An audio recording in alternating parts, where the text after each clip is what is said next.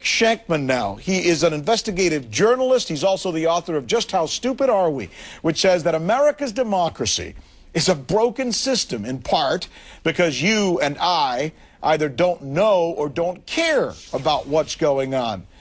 Richard, I want to show our viewers a couple of the revelations that we drew from your book. People are going to see this and maybe be amazed. I don't know. Only 2 out of 5 voters can name the 3 branches of the federal government. Let's put that up real quick if we can, Claude. Only 2 of 5 voters can name the 3 branches of the federal government. This is Americans, our brethren.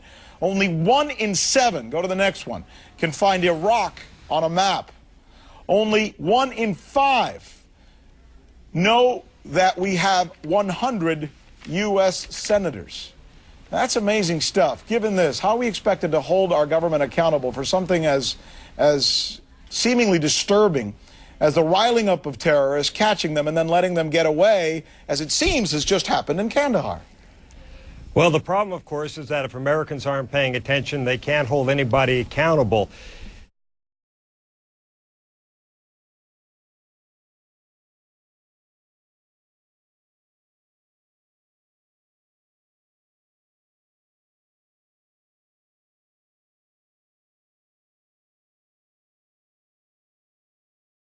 Now, most people don't know it, but suffrage is the right to vote. Do you want to end women's suffrage? Sure.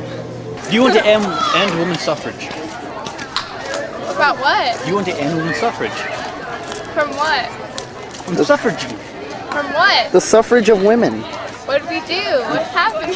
Do you want to end it? I think that answers our question right Sure, yeah. Now, do you want to end women's suffrage? Yeah. Okay. We're taking a survey to end women's suffrage. Do you think we should end it? End women's suffrage? Sure. Okay, the survey is, do you want to end women's suffrage? I want to what? End women's suffrage. Sure. Yes. Do you want to end women's suffrage? Yeah. Would you like to end women's suffrage? Yeah. All right, great. I think that women should suffer to because it makes us stronger to if we want something, we have to suffer. If we really want it, we have to suffer to get what we want, and it makes us a stronger person afterwards. Because if it was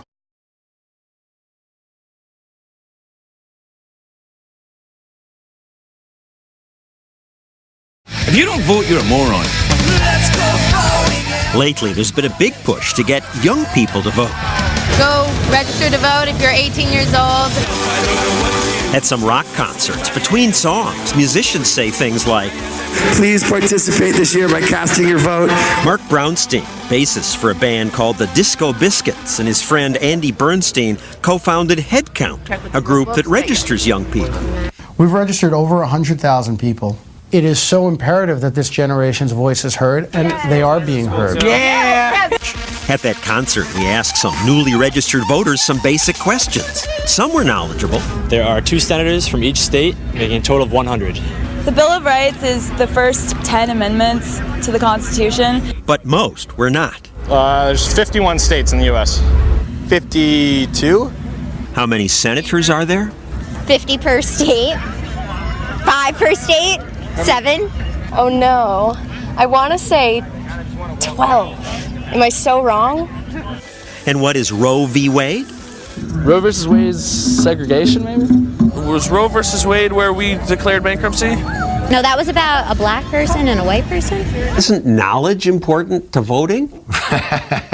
There's a lot of uninformed voters out there. So maybe they shouldn't vote. It's an argument that really, really smacks against everything we hold dear as Americans. Democracy is not about taking the most educated portion of the society and having them decide. But maybe that's their civic duty not to vote because they don't know anything. We don't believe it's their civic duty not to vote. We're out there telling them that it is their civic duty to vote.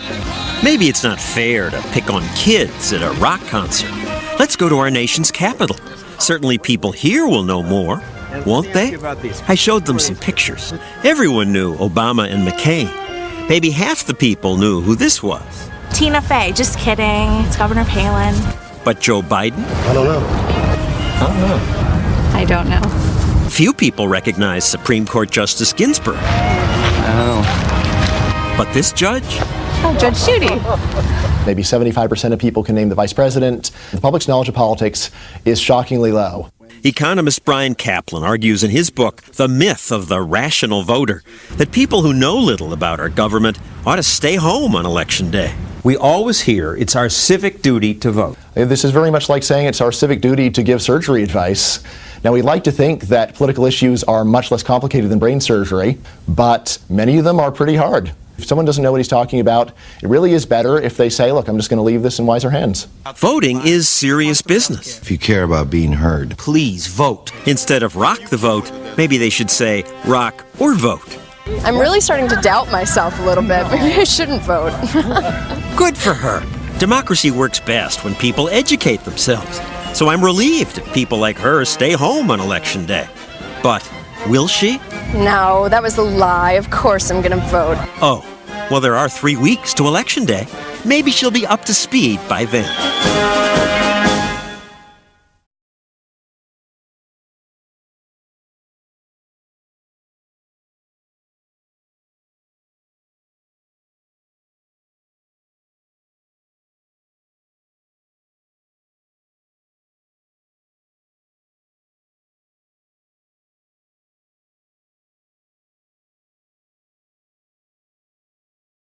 Take a look.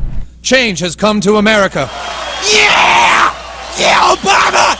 Change! It's change! Sasha and Malia, I love you both more than you can imagine. And you have earned the new puppy that's coming with us to the White House. We will name him Sparkles. He's so awesome! He's so perfect and awesome!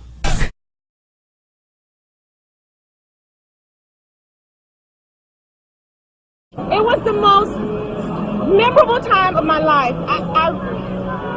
It was a touching moment because I never thought this day would ever happen. I won't have to worry about putting gas in my car. I won't have to worry about paying my mortgage. You know, if I help him, he's going to help me.